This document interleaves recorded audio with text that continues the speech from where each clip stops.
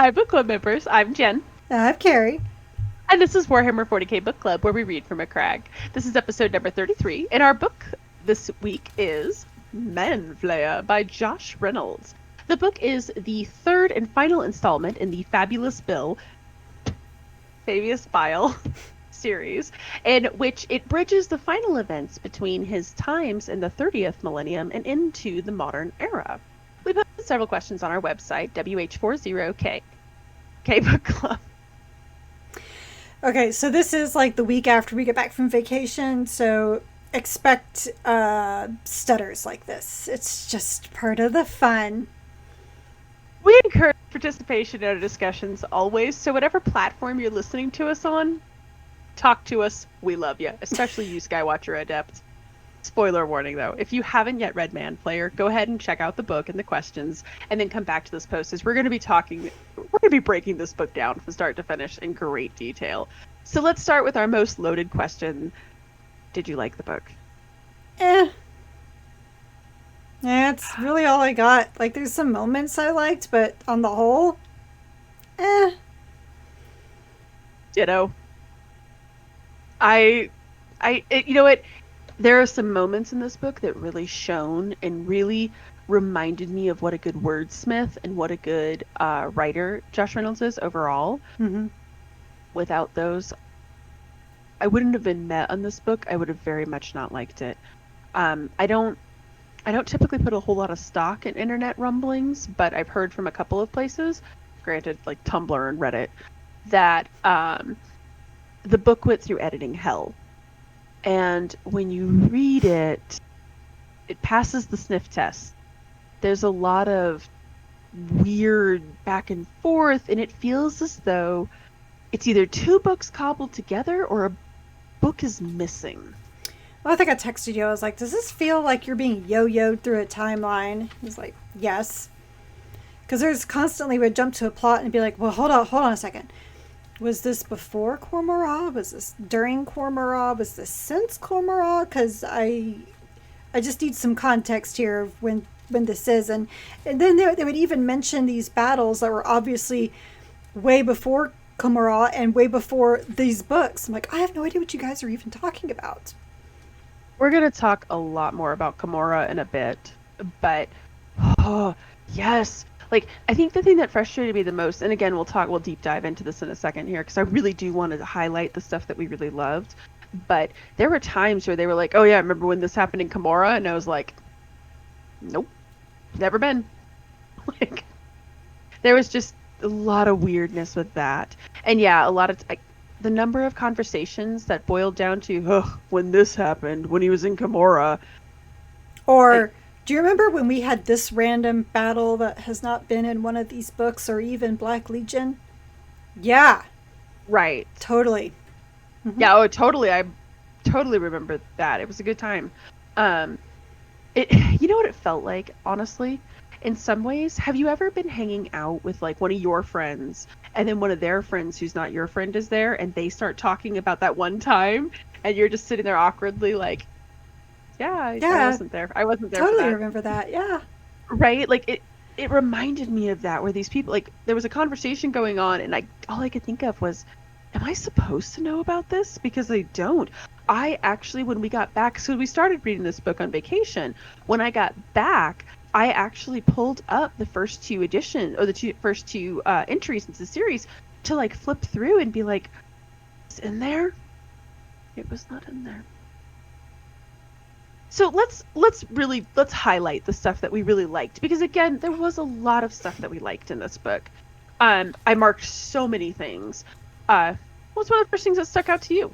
So the first thing that stuck out to me was when Sakara and Arian kind of team up, as I kind of wrote my notes here, the best duo ever.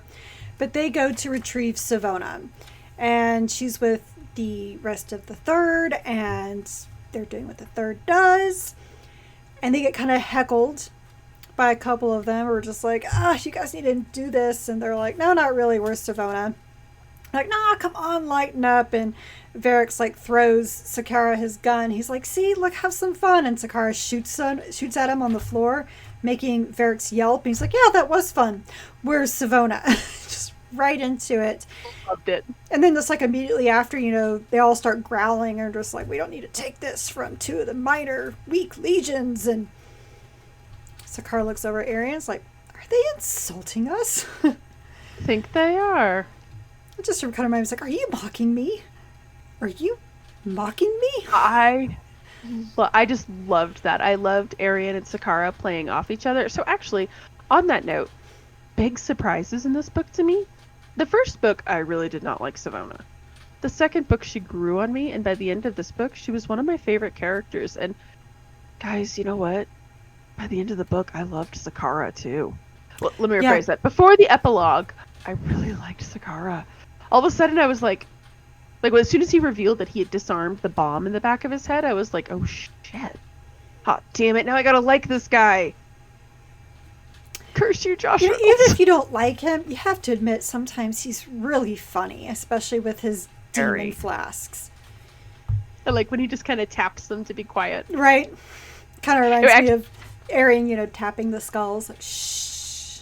I was just about to say, it's one of those things I liked. And this... Okay, so... Arian dying. And in such a lackluster way... really killed me inside, but when he stands up and he realizes that he's dying and his brothers are all alongside him, oh man. I was reading the book aloud to my husband. I was just like, oh, next to him. And then so I usually do the voices and stuff like that, but then when he's like, do you guys forgive me? And they're like, there's nothing to forgive, brother. I couldn't even do the voices because I was like, oh god, it's so nice. Well, the cool thing about that is when he realizes that the skulls have been smashed and his brothers are there, when they totally could have just been like, sucker, and just left, and then at that moment of realization, then he's like, you know what? I'm going to die. Let me take as many with them as I can, and just, takes out the relaxants, lets the nails bite, and goes out like Karn. But it was a very fitting end to him, and I was actually really glad. I was worried that he was going to... he was either going to be like a betrayer, or he was going to leave and just be like, peace out, or that he was going to go a little crazy. And I was actually worried that he was going to sacrifice himself to save Agori, which I would not have been cool with. Oh. We're going to talk more about Agori later, because there's a lot to unpack there. But one of the things that I really liked, speaking of Arian and Sakara, was on, let's see, what is it? It's page 91, where he talks about the gods. And, let's see, where is it? Page 91. Let's see. When he's talking about the gods, he says they worship Fabius Bile, and he says they worship him because all of the gods, they know he is the kindest. He's talking about the Homo Novus, why they worship him, and he says he does not punish weakness; he ensures their children live, and that hurting is plentiful. He does not interfere beyond that. And I like how Sakara's, that's blasphemy. And he's like, of course he's a brother. I wonder if the gods sent you to us not to bring us back to their light, but to help his flourish.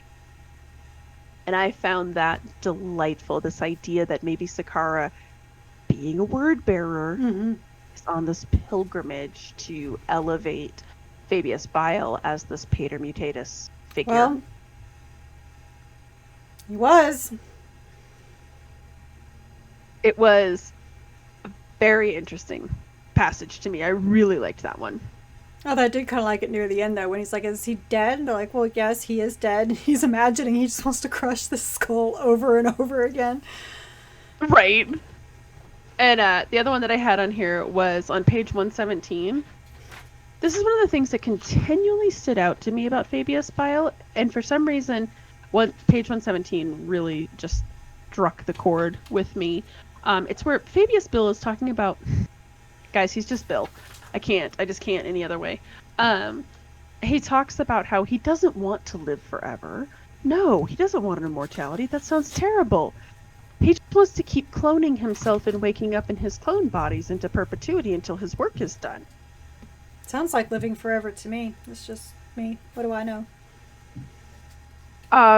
Yeah.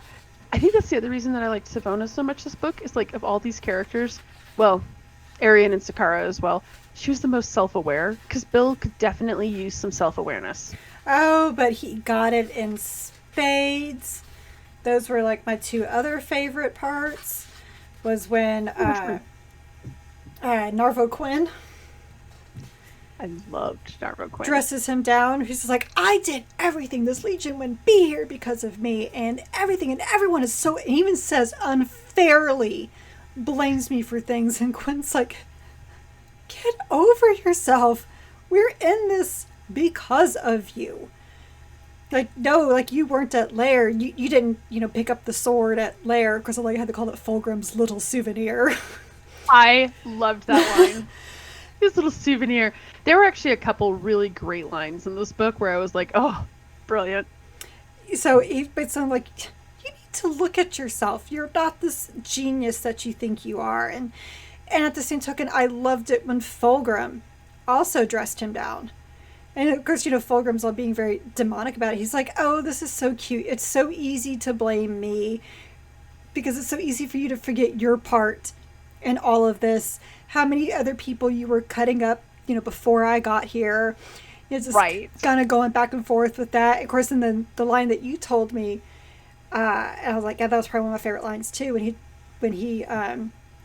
Because Bill tried to throw it in his face. He's like, at least I learned from my mistakes. And Fulgrim's like, oh, but that's why you're my favorite, because you don't make the same mistakes. You just keep making new ones. New, interesting mistakes. Yeah. I loved that line. One of my favorites. My second favorite line in this book I had to pull up was when they were talking about Salian. And they said that Salian was somewhat more tolerable than Varix, but only just.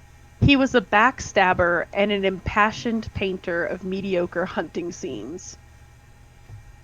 For some reason, the phrasing on that just tickled me so much. I highlighted it, marked it. Actually, that's where my bookmark is still sitting, is on that page. He just has these wonderful turns of phrase, but that one with Fulgrim, where he's like, you just keep making new and interesting mistakes. Oh, you hit the nail on the head there. All right, so page 167. This had probably my favorite thing, because it's when Fabius is talking to Gorel, and I actually really liked Gorel, even though nobody else did. I liked him because of how blunt he was, and how much he just didn't give a fuck. Not a single one. Fabius had always liked his little word game, showing off his knowledge of music, of literature, as if an awareness of such trivia elevated him above his fellow butchers. And the reason why I like that line so much is I feel like Gorel is calling out JMR. Sentence. I liked it. It felt like that self-aware humor. It almost felt like Josh Reynolds was breaking that fourth wall a little bit. Well, right, because, I made a joke. Well, I said in Apocalypse, this one line that talked about, adding more bricks to the wall. And I was like, that was totally, Jethro Tull, not Jethro Tull, Pink Floyd. One of the Brits, all right? Pink Floyd reference, and you're like, no, I don't think so. And Josh was like, yeah, that really was. We have that, and then every Fabius... It wasn't, because all the Fabius Bile books are just full of those. Well, I mean, but then Fabius Bile, is all full of the, I'm going to quote all this Shakespeare, and just show, how much of these other random texts that I know, and... Mm-hmm. Yeah, so I kind of felt like Gorel was, almost calling out Josh himself, because, he did that in Apocalypse. Mm-hmm. He had that in Lucas the Trickster. Right. So... Yeah.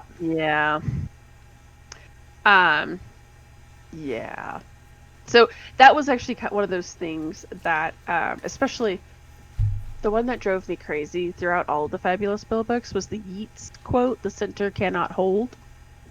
That was one where I was like, and I think the reason was that some of the stuff that he quoted, I was like, of all of the stuff to survive 40,000 years, please tell me Yeats does not survive 40,000 years from now.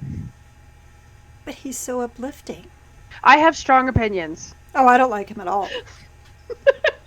So I was let's forced talk to a read bit. all of his poetry in this one class. And I Hmm. was like, yeah, you know what? If I really wanted to hate myself, I could find other poetry to read. Thank you. Oh, there's all kinds of better stuff you could be reading for that.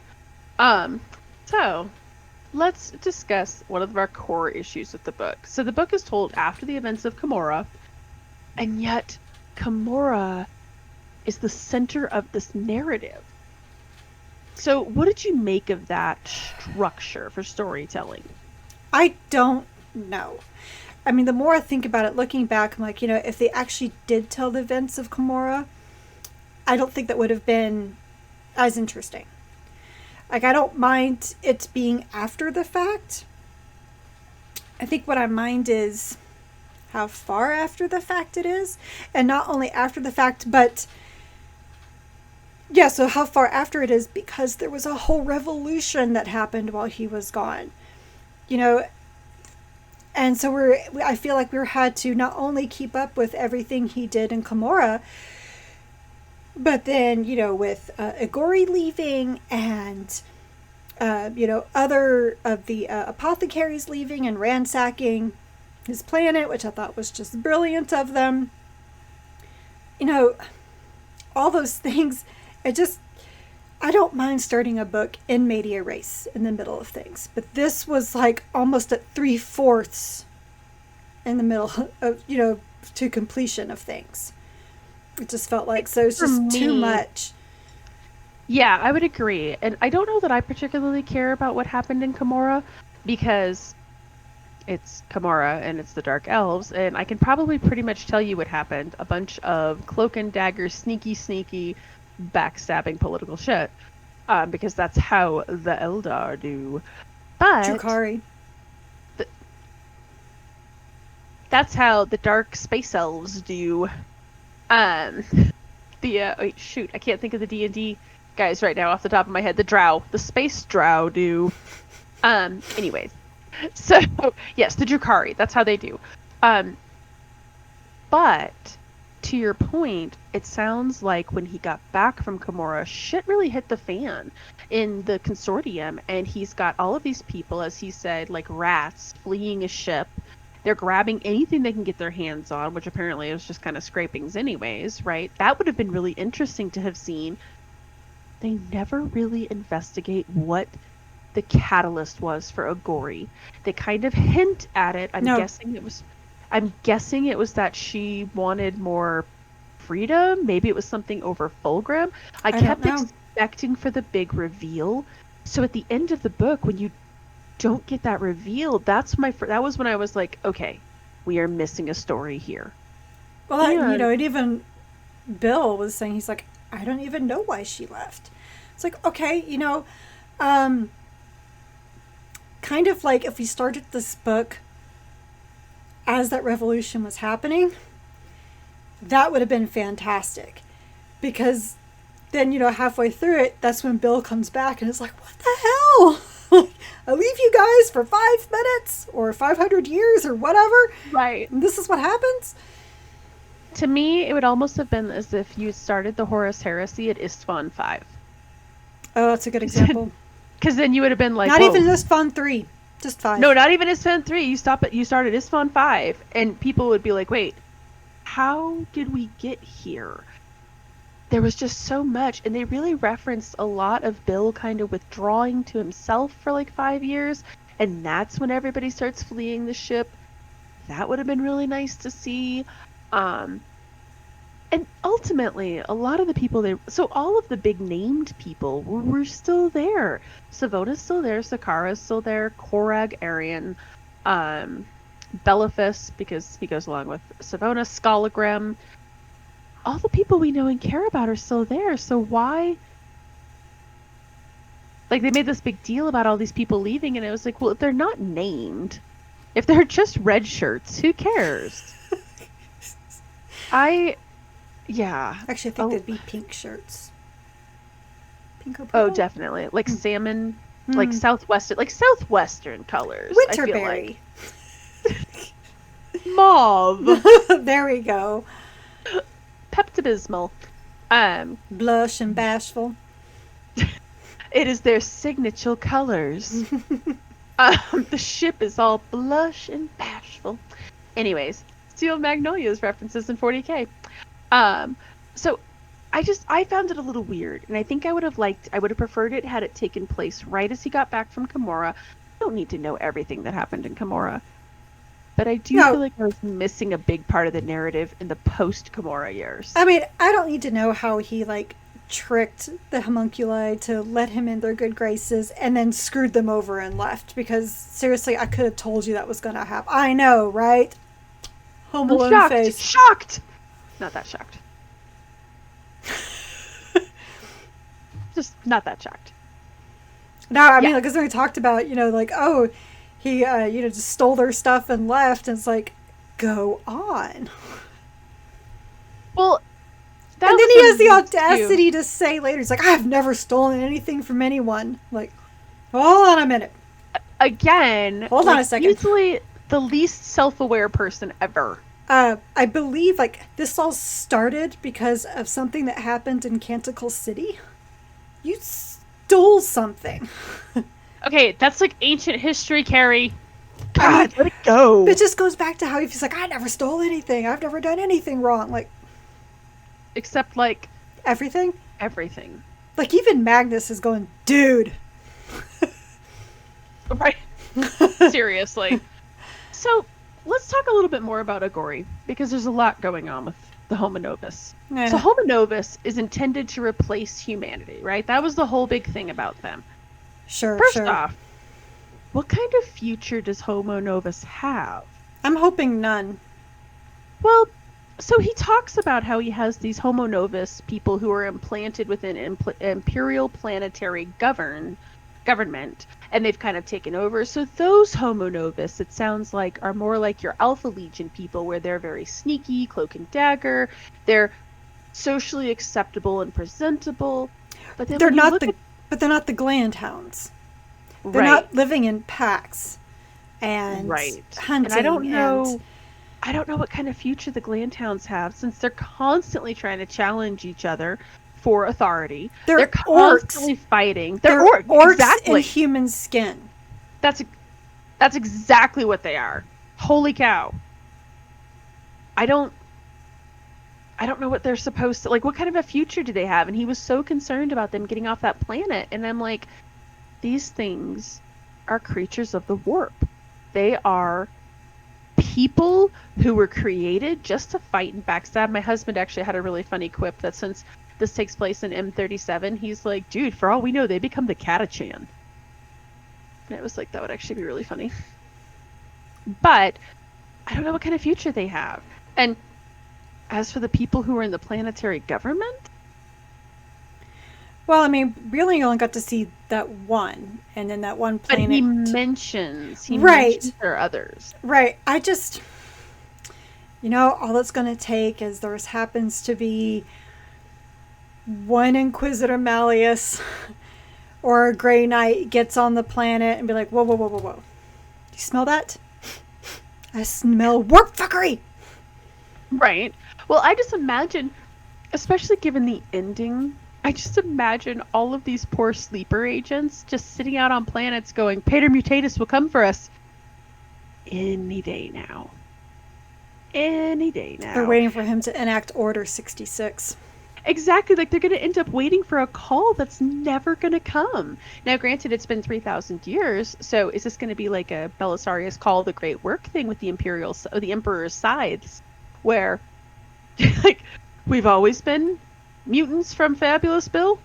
Always have been. And the sad thing is, by that point, though, if they did get off to the point that they survived and repopulated and whatever for 3,000 years, we're talking many, many, many, many, many generations, how watered down is that going to be?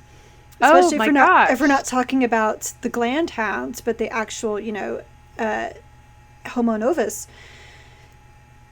They're not going to always fall in love with other Homo Novus, because at some point, I mean, that's inbreeding. And the further generation you get, they're not going to remember who they're from or where they came from. They're just going to be, yeah, we're just here from, we just happen to have been here like all this time. Kind of like the gene stealers that don't know that they're gene stealers. All right, she'll be right back right here.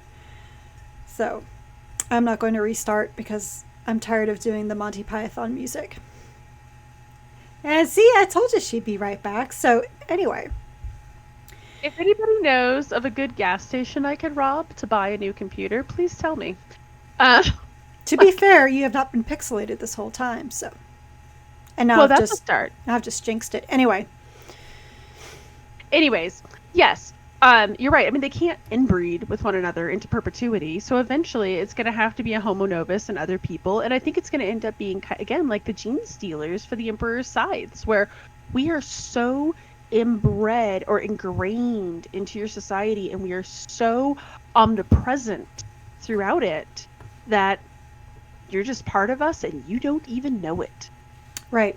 And they may not even know that they're created vat-born mutants at that point. Right, because if you think about it, again, it's been 3,000 years. Think about just our own history here on Earth.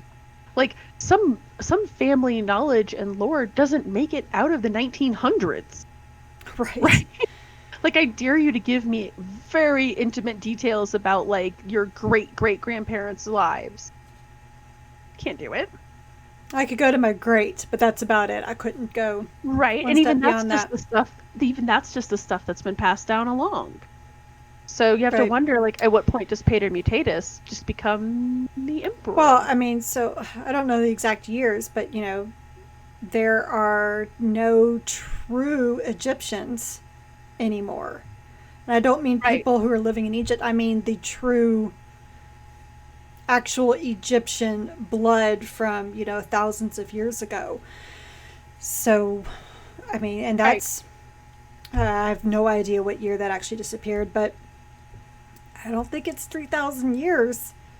So. Right. Yeah, it's one of those things that it's like, oh man. In many ways, just because I know this is Josh Reynolds' last book with the Black Library. I mean, maybe he'll come back. Who knows? But for now, this is the last book. And if this book really did go through editing hell and they really didn't like some of the stuff he was doing, in a way, he wrote them off into obscurity. And it's totally plausible 3,000 years later, we're never going to hear from them again. It's entirely possible. It's entirely possible that, let's say you put 10 people on a planet, eventually, as you said, they either inbreed themselves into obscurity, or they just kind of, I mean, it gets so watered down, it doesn't even matter anymore. Right? Because, I mean, that was one thing they even talked about with Agori's line, because they'd been so inbred that none of them were ever going to be as strong as she was. Right. Well, exactly. And additionally to that, to point, I mean, to, again, God damn it, I'm going to quote Yeats now, non-ironically. Yates. I've been saying Yeats. You have been saying Yeats. I've been sorry. Okay, it. You know what? Look, you've got kids who say Yeet constantly, so anyways. We actually had to put a ban on that word when we were our in house too. Yes. Just saying why we're in Tybee, we're like, nobody says it. So we have a ban on it in our house. So when your husband was like, we're banning that word, I was like, I could hug you if I was a hugger. But to quote unironically Yeats, the center cannot hold. Sure, they're in power now. Doesn't mean they're always going to be. You're not going to have a ruling dynasty that lasts 3,000 years. I mean, we've examined plenty of imperial planets that don't make it that long. Okay, well, just even look at, Earth history about the rise and fall of how many empires. I mean, just reading the Old Testament of the Bible alone, you see the rise and fall of the Assyrians, the Babylonians, the Egyptians. Like, I could keep on going, all these other races that don't even exist anymore. Could imagine if the Tudor line was still, like, over the whole planet. Right. The Tudor line is what for the whole planet. Right. Right, or if you go back to, like, Seti and the other pharaohs, like, if those lines still were a governing presence, all over the Right. planet. Or like look at any of the Chinese dynasties. So just anyways. So moving along. Or How even the Tom Brady dynasty. Go fuck yourself, Patriot. So, yes, we're from Colorado and Texas, and the Patriots can get bent. Um, I'm not going anywhere, except that I am. Anyways, so speaking of unlikable people like Tom Brady, how do Fabius and Hexacuries, and yes, Hexacuries is the Tom Brady in this situation, compare and contrast to one another? Did you like him as a foil? Don't compare. I mean, they don't contrast one another. I was gonna say they're like the Sorry. same. They're the same guy. And I am. Okay, this is. I probably should stop it here because that's a really bad image of Jen, but I just don't want to do this hardcore editing and she'll disappear here in a minute and come back. Oh, she's going to kill me for leaving that up. Oh my god, but I just don't want to edit that much. But yes, they are 100% the same person, just one is a Drukari and one is Fabius Bile. I don't know what he is anymore. Like, is he? But they're cousins. I mean, he's kind of. I guess he's cousins. an Astartes. Sure. If he's even that anymore, he's worked on himself so much. But right. Regardless, they were the same. They're person. the same. They were the Patty Duke of villain and hero, and they were just as not aware.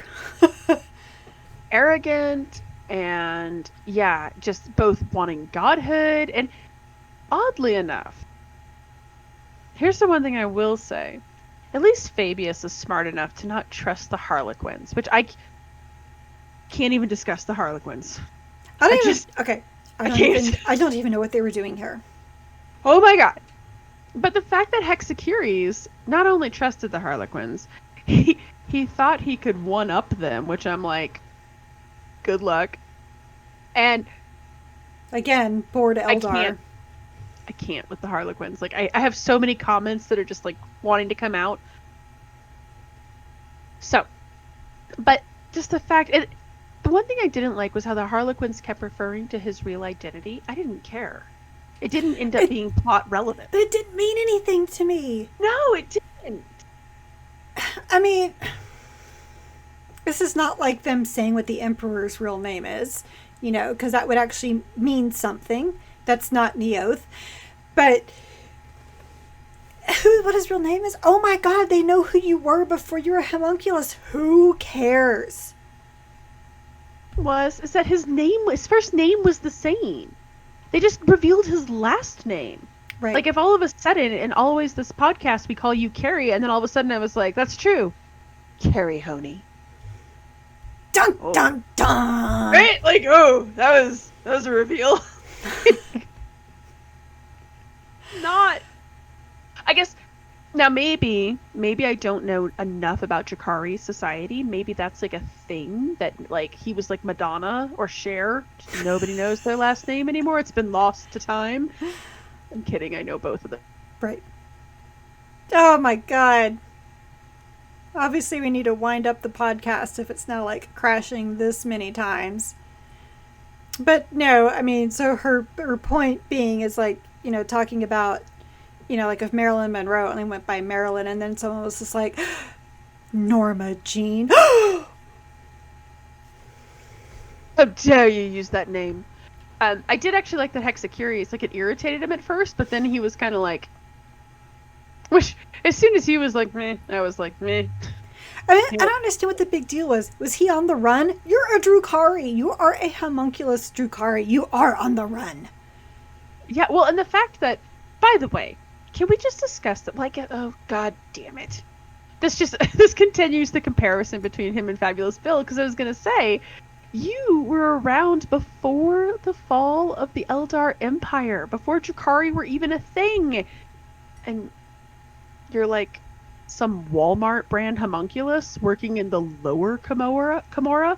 Like, you're not even that impressive. Like, you vampired wrong, I guess is what I'm trying to say. Maybe he became a Drukhari much later. It could be, I guess, but then it dawned on me that, oh yeah, I guess because Fabulous Bill was around since like the beginning, and he's just like a yeah. Anyways, I guess the comparison still holds there, but part of me was like, damn, dude. Well, but the fall of the Eldar Empire was before the Great Crusade. Whoa, so much. It's what starts the Long Night. Okay, that's right? what I thought. That's what I thought. Okay. Oh yeah, so that's like forever ago. So to be fair, he had like 20,000 additional years to get his shit together, and he never did. I guess what I'm saying is, maybe he should have had higher goals, buddy. Maybe mentioning his last name brings back the past when he was a good little Eldar. Are you a good Eldar or a bad Eldar? He just wants to like forget that he was ever, I guess a light Eldar, and now he's, oh, she said my last name. No, it just brings me back memories. Well, then change your first name. Seriously, like instead of Hexacuries, like go by Hex or Hexus. Bring some Fern Gully into your life. I actually kept pronouncing his name as Hexacurs, even though I knew it wasn't correct. That's just how I liked saying it. Hexacurs isn't bad. I like that too. That works. Although that sounds like you're literally hexing Conrad Kurz. I curse you! Oh wait, you're already cursed. Anyways, so... Well, I mean, they have hex rifles, so it makes sense he'd be Hexacurs. That's true. I mean, he could have been Hexacurs first, and then when he became Drukhari, he's like, no, I am Hexacuries! Gotta sound badass. Right. I think the thing that bothered me the most was that, so this book was very much thematically very similar to Lucas the Trickster, because you had Lucas and then you had Lord Sliskus, who was kind of like his dark mirror image, right? And we talked about that in the podcast, how he's basically the same guy, but definitely the evil version of him, and that Lucas is the good trickster, this guy is the dick trickster. These guys were the same person. At least I would argue that at least Lucas understood his place in the world, and he was fully aware of what he was doing and what he was supposed to do, whereas Sliskus was like, I'm just bored. Well, that's what I'm saying, is that Lucas was like the good version of that. Whereas... No, these guys were exactly the same. You have like two, like, Vile, you have, bad Astartes, bad Eldar, who both like to take people apart for funsies. Much. So let's move on to someone who was a little bit more compelling. Because I thought we already talked about them. I'm out of people. Fulgrim. Oh, okay. How did you feel about Fulgrim's characterization and his version of eternity? It's so Fulgrim. I mean, I thought it was so funny at the very beginning when Narva Quinn's like, Master, like, Father, I'm here to bring you back. He's like, I gave you a great victory. What are you bitching about? Go away. Which is totally Fulgrim. And then he realizes, like, well, it was a good victory, but at the same time, it wasn't even a brother I really had any interest in killing. He just happened to be there. Right. I mean, I had no feelings towards Robbie Bobby, but he came after me first, so... Yeah, so I sassed him up and down, but... Right. It wasn't personal. It was just business. It's just the one who came after him. It would have been the same way if, like, Dorn or Vulcan or anybody came after him. Right. Really didn't matter. No. Yeah, I think the thing that surprised me was when So, two things. One, when Fulgrim was like... Or when Fabius was like, oh, I know he's sleeping, and Narva Quinn was like... Is that what they say? That was interesting to me, the idea that he's just living off in this paradise world, like, and actually living. But the other thing was, the thing that made me deeply sad, and I don't even like Fulgrim, but this made me deeply sad, was when they see the mountains of bodies. Billions. That when Fabius Bile is like, there's 3 planets worth of bodies here. And Narva Quinn says, oh yeah, he's just replaying the same battles over and over. Sometimes he lets them win, but generally it's just the same battle over and over. And I was like, dude, he reminded me of Uncle Rico. That he is just like peaked in high school, and we're just going to keep reliving that. And he could throw this war over that goddamn mountain. Well, it's like, I know it's something I told you, I think it was before, last night before we were recording the Frail Stern unboxing, which everybody should go watch if you didn't see it yet. But, something about the whole thing with Fulgrim, with him reliving Chemos, was that, think about it, that's the first and really only war he won for himself. And, single-handedly. and not because Daddy told him to. Right. It wasn't about him proving himself to his brothers, like the Primarch novel was. He was proving himself to Wolf Guy, Lehman Russ. He was just, he all he saw was that his family was dying and everybody he knew was dying, and fuck these people, I'm taking over and I'm saving everybody. And honestly, if the Emperor had never found him, I think Fulgrim would have been super happy on that planet, having everybody love him, because then he would love them in return and be very benevolent and kind. Right. And he was most likely very ecstatic when Daddy showed up, because he's like, oh my god, I really am part of a greater purpose. But then what does he get? He gets this legion that's falling apart. He has this one apothecary who says he can fix them, and all he's doing is taking people apart for fun. He's constantly belittled by everybody because he doesn't have much of a legion. So he's always constantly feeling like, I don't have my place. I don't have my special place like I did in Chemos. You're not dissuading from me from my Uncle Rico peaked in high school argument. Absolutely, I'm just saying. Absolutely not. But I think that's part of, like I said, as we've established many times before, I have this thing towards tragic characters, and I think that Fulgrim is totally a very tragic character. You know what? I never agreed with you until I read this book. And then I was like, oh shit. That's like horribly tragic. That is so dark. And then for the first time in my life, I felt sorry for Fulgrim. And I felt the tragedy. And then I actually even said to my husband as I was reading it, as I was like, ugh, now I kind of get why Keri feels bad for him. Because that just made me so sad. I mean, just on top of all that, and then what happens? He happens to go to a Slaanesh-filled planet and he finds a talking sword. I'm sorry. You're going to get that kind of stuff in your brain. You're going to end up taking the talking sword with you. It's just one of those ways that souvenir. Right, the little souvenir, the way that demons just kind of crawl in. And right. Bill can say all he wants that he was not affected when he set foot on that planet, and I will say bullshit. Oh, 100%. Because everybody was. I really think, you can make a very strong argument that he definitely is a Slaanesh worshiper, because the Slaanesh worshippers believe in excess and pleasure. And it pleases him to genetically splice and tinker around, and if you tell me that he's not doing it to excess, God, everything he does is to excess. Everything. So he very much, even though he's not the slavering, cutting himself and snorting drugs. Well, not everybody can be Lucius. Right, exactly. So even though he's not exhibiting the traditional side of Slaanesh, he definitely, buddy, this is all within the idiom. Oh, but it's not. He's totally above all of that. Yeah. Which, every time he says that, I can just imagine, especially when they really talk about when Quinn really breaks down how everybody serves the gods at all times.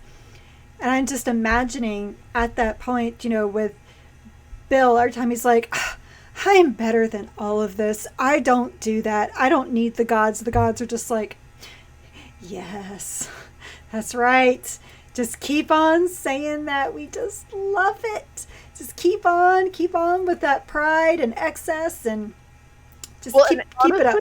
I think that denial and that pride probably makes Slaanesh even happier. Well, yeah, that's exactly what I've just been saying.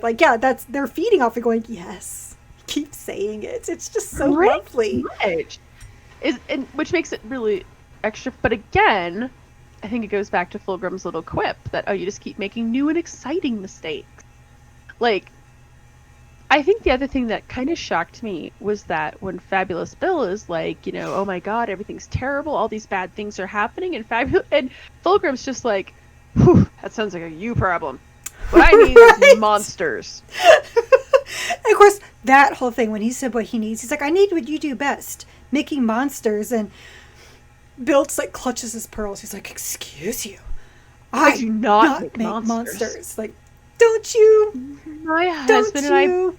both started laughing at that line when he was like, I don't make monsters. We both, like, I had to pause because we were both laughing so hard. Like, oh, I mean, bless your maybe heart. while you're reading ancient Terran literature, why don't you go read a book called Frankenstein? We're going to talk a lot more about that in a minute. Um, so one of the things I really liked about this book, and it was one of the, I think this is probably where the book shone the most for me. Josh Reynolds really gave each of the consortium members a moment in the sun, right? Everybody got to have, here's what's going on with me, here's what I'm doing it. So first off, I think my favorite was Arian, of course, with all of his botany and talk amongst yourselves. I'm verklempt.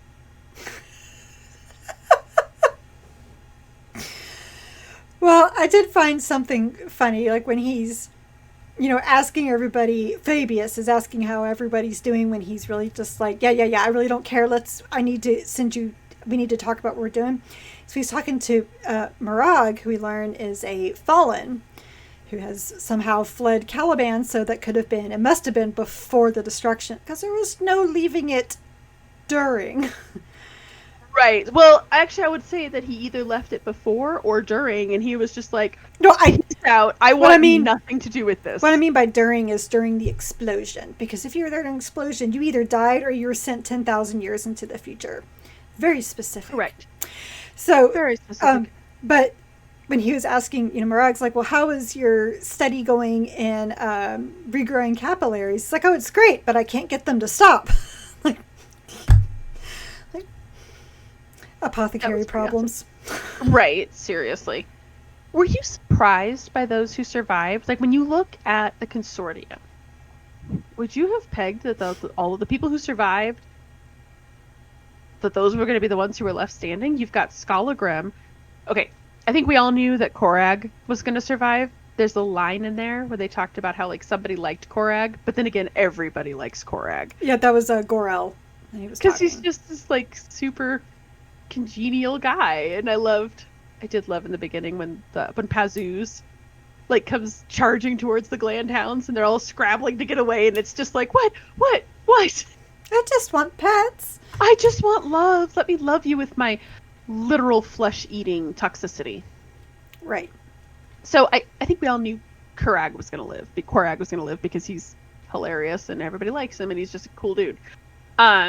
But Fulgrim, that one surprised the hell out of me. Well, we'll see. I mean, I'm expecting to see Fulgrim pop up in future ADB Black Legion books. Right.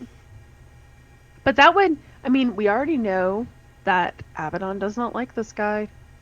No, he doesn't like Bill much either, but he was just like, but you're going to like a lot of people. But you're going to be giving me gene seed, so right. we can work something out. Now, I'm sorry, I'm not going to make it in time because that's just what we do. Because we need this book to end juicy. Oh, okay. Right. So yeah, we're not going to be there to help and possibly save everybody because we got other things to do. Well, that actually, to be fair, that's fully within Abaddon's character. Oh, yeah. I don't know that I saw Savona living. Savona and Belephus, when they get left. off. They do, but the fact that they make it out of the book, like, I didn't see that coming. I see what you're saying. I think with her taking... No, I was saying, I see what you're saying. Oh. Man, that was a really quick one. But I was seeing what you're saying about them. You're surprised that they lived. I mean, I kind of am, but not at the same time because she is a survivor. And I really wanted Belephus to live because I would like, but we're not going to get it because JMR is not writing anymore. I would like to actually get a book of his gutter poetry. My God, as soon as she was like, it's bucolic and obscene, and I was like, well, shit, I kind of want to read this now. Like, I was curious about what a Slanesh poet would write about. well, and it was definitely a nod to Hitchhiker's Guide to the Galaxy, but I was like, I totally want to read, like, I want to read a book of this. Um, 10 out of 10 book of the year. Or I feel like he could have a lot of fun with that. Right. Oh, yeah. So I was glad they got away. I was glad they took Narvo Quinn with them. That actually kind of warmed the cockles of my heart. Oh, yeah. I really liked Quinn a lot. I did too. And it's not just because he had no problems telling Bill where to stuff it. Pretty much. He wasn't having any of his bullshit. I brought you back to life. I didn't ask you to. So great. Let's discuss Agori. Why? I thought we already did. Her arc was so weird. Like, actually, you know what? Okay, let me back up a sec. The whole Melusine. I'm saying Melusine. Melusine. The whole Melusine. Y'all, we need to pray for Jen's computer. Like, the machine spirits are not happy. Apparently, I need to send her some new oils that she can burn. Get some new incense. Because I don't even know what she was trying to say right there, except for something about Melusine. Probably in her magical hooves and mane. Well, that was weird. She came back and then she disappeared.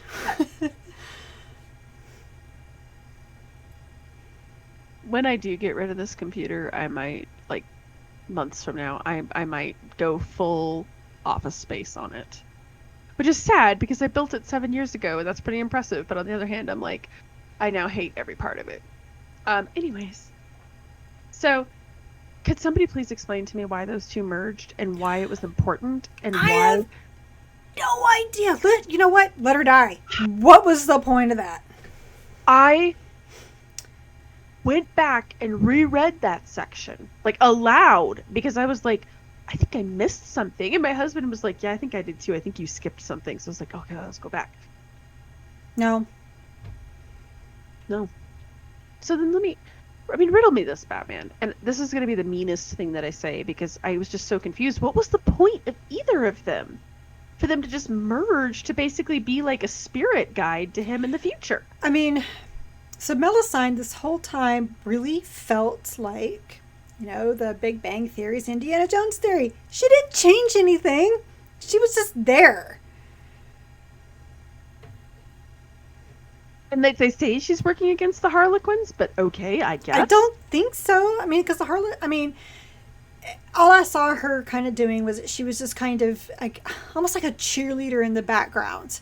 You know, they start getting down. It's like, oh no, rah rah rah, let's get back up and we're gonna do these things. Everything's good. It just all makes sense. Don't worry, it's all gonna make sense in the end. We just need to. Okay, but you merging with Agori doesn't make sense. So. No, and I understand that her whole purpose was to make sure that he gets back to doing what he does best, and we're going to talk about a little bit more in that in a second here. But making monsters. When she merged with Agori, why? And it really upset me because I never really liked Agori as a character that much. I don't think you're supposed to. She was a Mary Sue. She kind of was. And I think he kind of realized that. And that's why she was a little exit the stage right. But when she merged with the demon, I was really disappointed because I was like, I thought this was like... I guess I thought you guys were going to be above this. Like, you know demons. You know their shtick. This is not your first rodeo. And she just merged. And the fact that she doesn't even put up a fight. She's just like, seems legit. Let's go. Especially when she kept saying, you know what we need to do. She's like, yes. I'm like, no. So that brings us to our final point here, which was, what did you make of the ending? Oh, it was a very Harry Potter epilogue for me. It was just one of those that was just, well, we got to wrap this up. Obviously, I'm not writing any more of these books, so let's just go on ahead and skip ahead to where we are in the present and have everybody wonder what Fabius is going to do to thwart Robbie Bobby in the future. For me, I have a theory.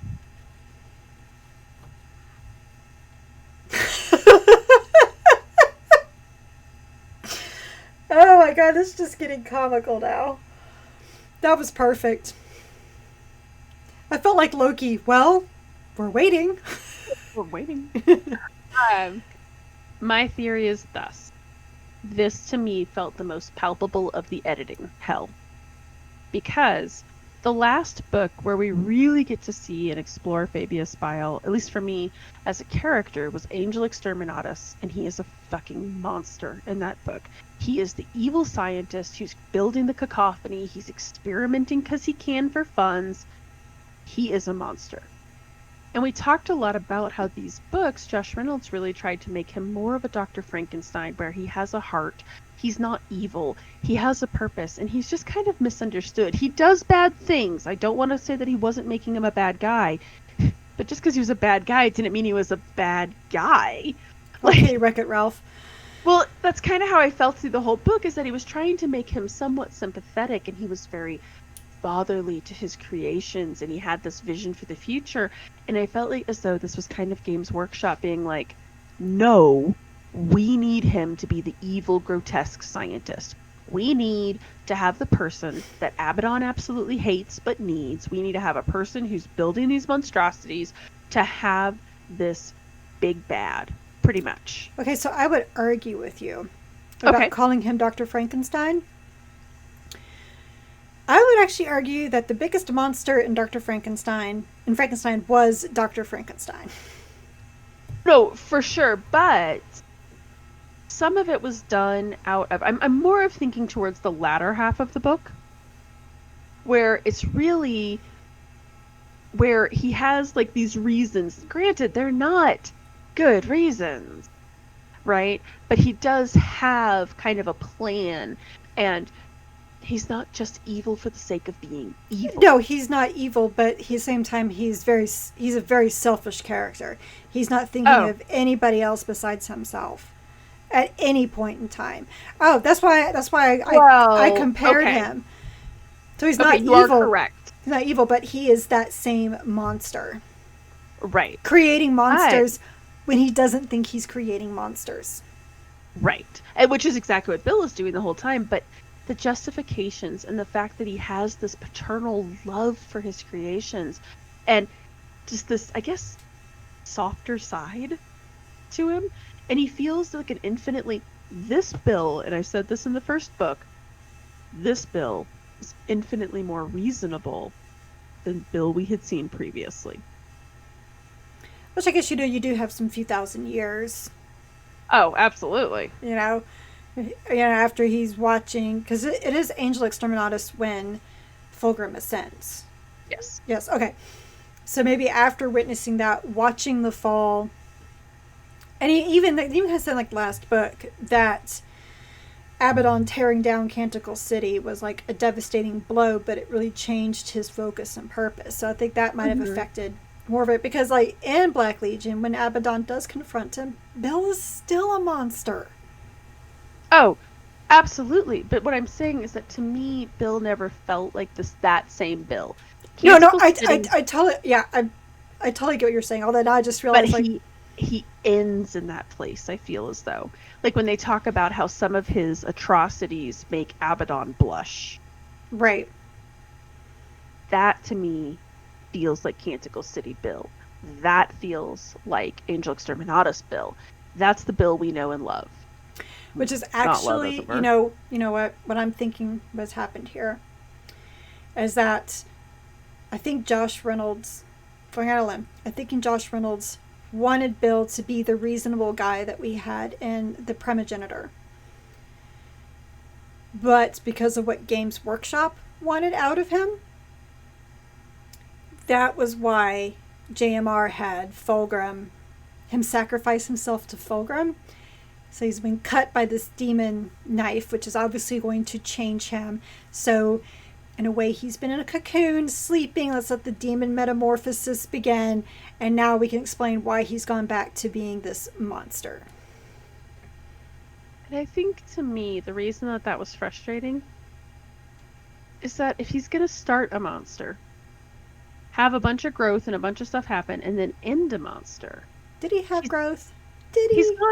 He's gone full circle at this point, which actually just dawned on me would be this. I was about to say, like, the snake eating its own tail, which would actually probably, that's an image that probably please Bill very much. And Fulgrim. It kind of, I got to the end of the book and I read that epilogue, and my first thought was, what's the point then? Like, I love the idea. I want to make it very clear that both the epilogue, I'm actually not opposed to that conceptually, that as soon as they see the Primarius Marines, they're like, dude, help. Right. I mean, I totally saw that coming. Oh, yeah. Right. And it seems well within his wheelhouse. Right? The fact that he's like, I actually did like that caused real Bill to wake up. When he was like, oh, yeah, I'll help with it this. Was Mirror Bill that was saying, oh, so they have bigger machines, so we just got to make bigger machines to match. It's like, oh, my God. Well, actually, I liked when he said when Fulgrim is like, well, because of the Primarius, like, our time is coming to an end, and he's like, we were an upgrade to the Thunder Warriors. Right. Like, I liked how the Mirror Bills are basically like... So, holy crap, there's been a lot of Thunder Warrior references lately. Yes. Which is why I actually think they tasked Chris Wright with writing Constantine Valdor. Because if you read that book, there is a chapter in that book, it might actually be more spread out across more chapters than that, but it feels like it was one whole chapter where they go into painful detail why the Thunder Warriors were not scalable and were not going to make it out of their millennium. Why the Adeptus Astartes were such an improvement over Interesting. Them. I have the book. I just haven't read it. It's actually very interesting, and you can read it really without understanding anything about the heresy because it takes place so far before the Great Crusade. Oh, okay. Well then, yeah.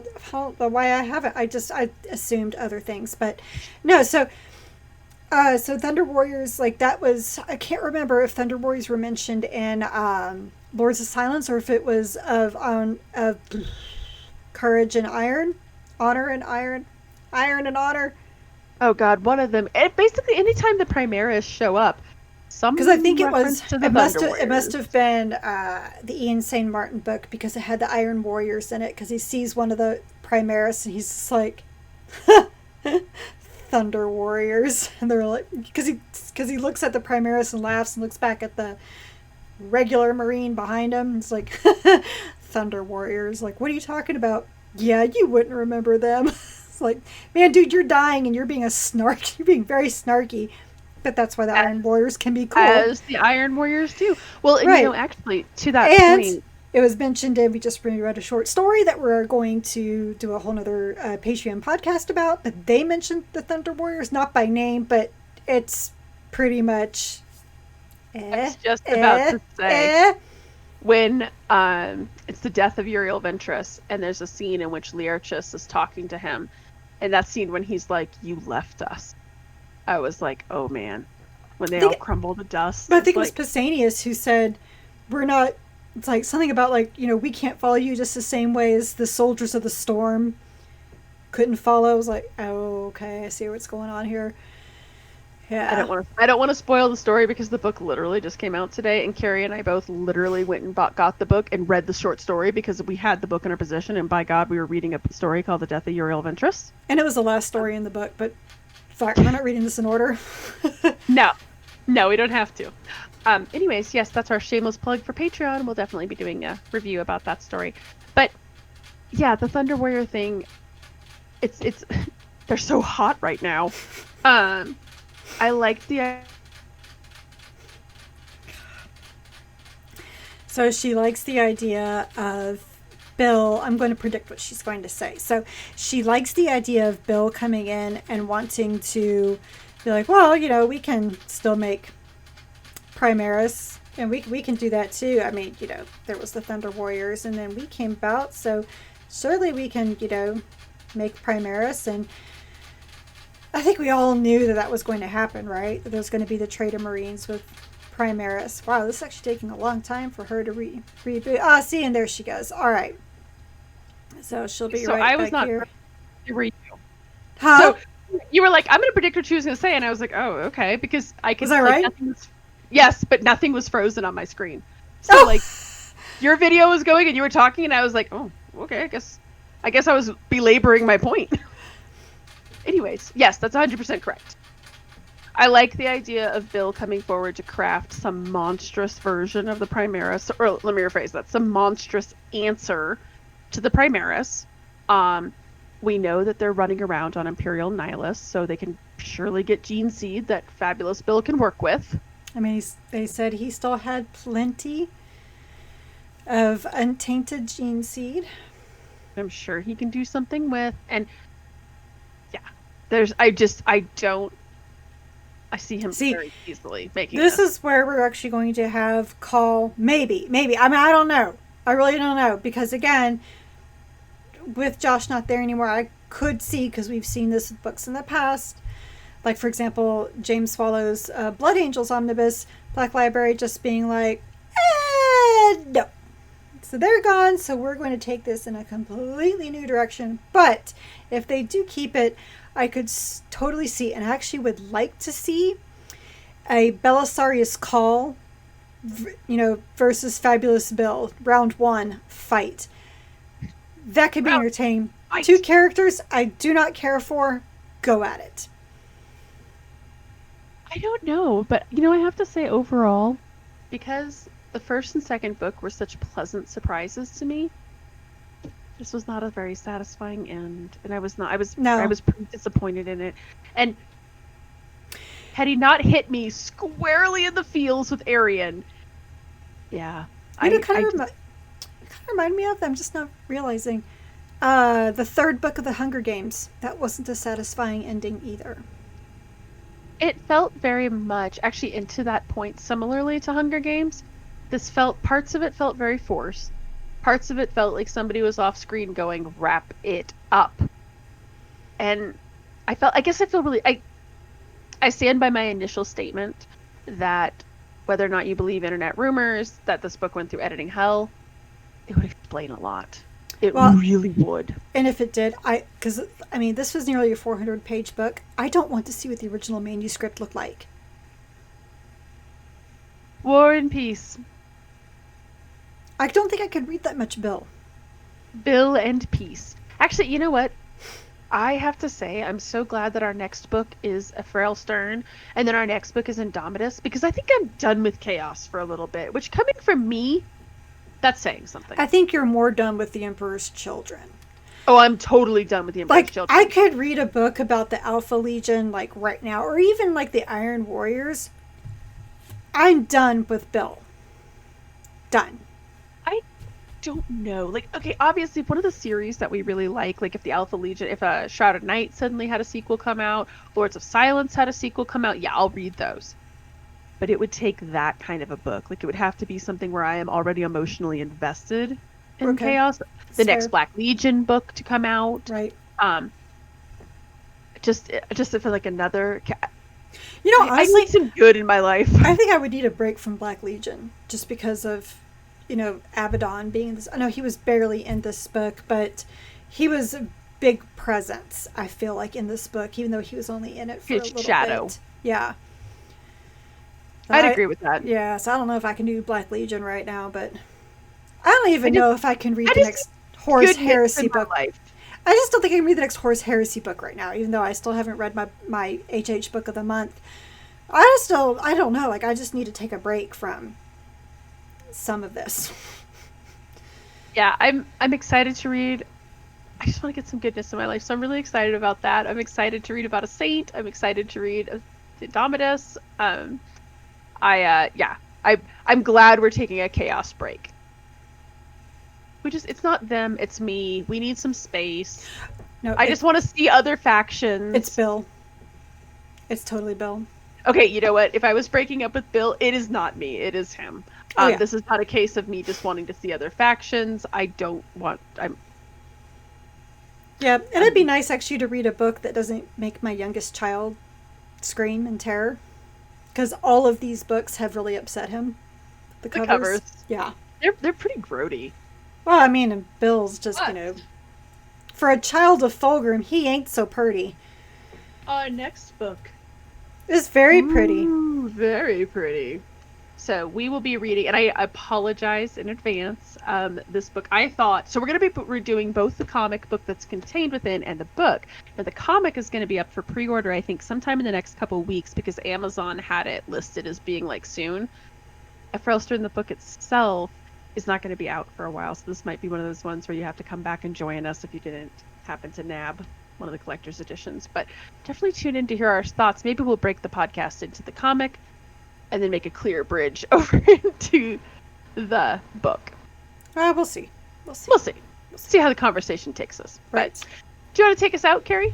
Oh, yes. Let's do that again before your computer crashes again. So, again, pray for Jen's computer, guys. So, you've listened to the Warhammer 40k Book Club episode regarding Fabius Bile, Manflayer by Josh Reynolds. Be sure to join us for our next book, Ephrael Stern, The Heretic Saint by David Annandale. Our first David Annandale book for the club. So excited. How is that possible? Because he hasn't written anything new. Well, he's written a lot of Warhammer fantasy stuff. Which nobody cares about that. And a really great horror novel. Except for Ross. Which we reviewed on the site. That is true. Okay, that is true. But I say this is like our first book club. It is. Book. Right. But regardless of that, we are still an unofficial book club and not affiliated with the Black Library or any of its affiliates. You can find both the vidcast and podcast on our website, WH40kbookclub.com. If you like this episode, please like, subscribe, give a review, and all those things to the vidcast on YouTube or the podcast on Apple Podcasts, Google Podcasts, Stitcher, and Spotify. Don't forget that we have a Patreon where we offer 2 different tiers of content for your viewing and listening pleasure. You can learn more about that at patreon.com/WH40kbookclub. Our site also has articles about our adventures in reading other Warhammer 40k books and short stories outside of the book club books. So please stay a while and read from a crag. Good night, everybody. And she froze again.